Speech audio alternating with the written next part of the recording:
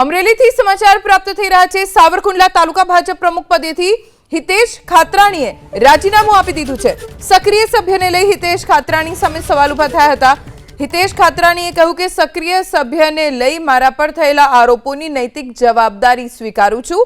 2019ની સક્રિય સભ્યની યાદીમાં હિતેશ ખાતરાણીનું નામ નહોતું, તેમ છતાં સાવરકુંડલા તાલુકા ભાજપ પ્રમુખ બનાવતા સવાલો ઉભા થયા હતા। આખરે સાવરકુંડલા તાલુકા ભાજપ પ્રમુખ પદેથી હિતેશ ખાતરાણીએ રાજીનામું આપી દીધું છે। વધુ જાણકારી અમારા સંવાદદાતા હરેશ કુમાર પાસેથી પ્રાપ્ત કરીશું।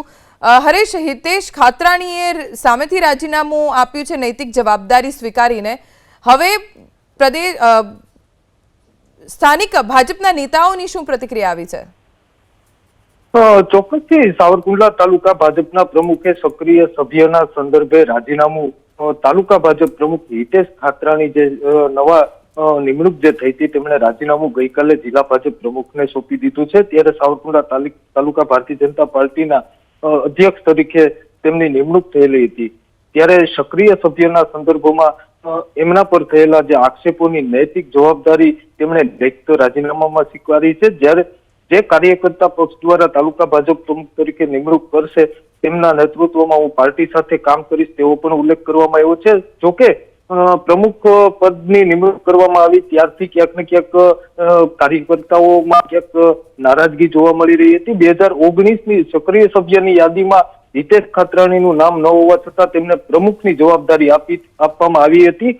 તેને લઈ અને ક્યાંક ને ક્યાંક જે કાર્યકર્તાઓમાં એક ચર્ચાનો વિષય બન્યો હતો તો પ્રમુખ બનવા અન્ય સક્રિય સભ્યોનો ઉપયોગ કર્યો કેમ તે પણ હવે એક સવાલ ઉઠી રહ્યો છે। જી હરેશ, આભાર જાણકારી આપવા માટે। તો જ્યારે હિતેશ ખાતરાણીને પ્રમુખ બનાવવામાં આવ્યા ત્યારે ઘણો વિરોધ થયો હતો, કેમ કે 2019ની સક્રિય સભ્યની યાદીમાં હિતેશ ખાતરાણીનું નામ નહોતું। ભારતીય જનતા પાર્ટીના નિયમ મુજબ જે સક્રિય સભ્ય હોય તેને જ કોઈ જવાબદારી સોંપી શકાય તેમ છે, અને એટલે જ જ્યારે હિતેશ ખાતરાણીને પ્રમુખ બનાવ્યા તો સ્થાનિક ભાજપના નેતાઓએ વિરોધ દર્શાવ્યો હતો।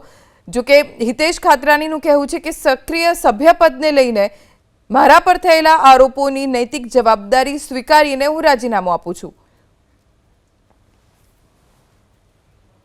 સાવરકુંડલા તાલુકા ભાજપ પ્રમુખ પદે જ્યારે હિતેશ ખાતરાણીનું નામ જાહેર થયું ત્યારે સ્થાનિક ભાજપે વિરોધ દર્શાવ્યો હતો।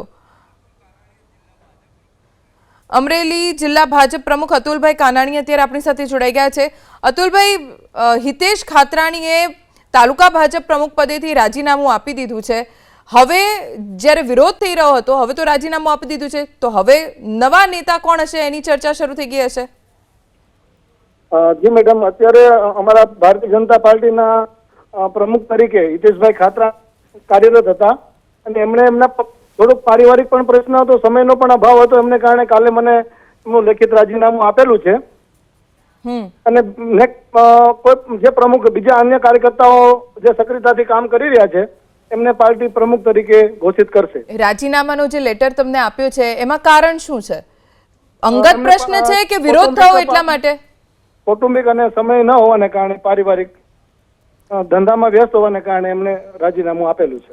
પણ એવું તો એવું કહી રહ્યા છે કે સક્રિય સભ્યપદને લઈને એમની ઉપર જે આરોપો થયા એની નૈતિક જવાબદારી સ્વીકારીને રાજીનામું આપે છે। એમની ઉપર જ્યારે પ્રમુખ તરીકે ઘોષિત એમનું નામ કરવામાં આવ્યું હતું ત્યારે એમની સામે એવા આક્ષેપો થયેલા, 2 વખત સભ્ય ન હોવાના જયારે ઇસ્યુ આવેલો હતો, તેવું પણ એમણે વચ્ચે કીધું હતું કે મને જો પાર્ટી કહેશે તો હું મારું રાજીનામું આપી દઈશ। અતુલભાઈ, એમને પારિવારિક પ્રશ્ન બતાવી સમયનો અભાવ છે એમ કરીને એમને રાજીનામું આપેલું। ભાજપમાં તો જૂથવાદ ઓછો દેખાતો હોય છે, અમરેલી ભાજપમાં જૂથવાદ છે? નહીં, અત્યારે તો કોઈ એવું મેડમ કારણ નથી, બધા સાથે રહીને કામ કરી રહ્યા છે, બધા જ આગેવાનો, બધા જ નેતાઓ। આભાર અતુલભાઈ એબીપી અસ્મિતા સાથે વાત કરવા માટે।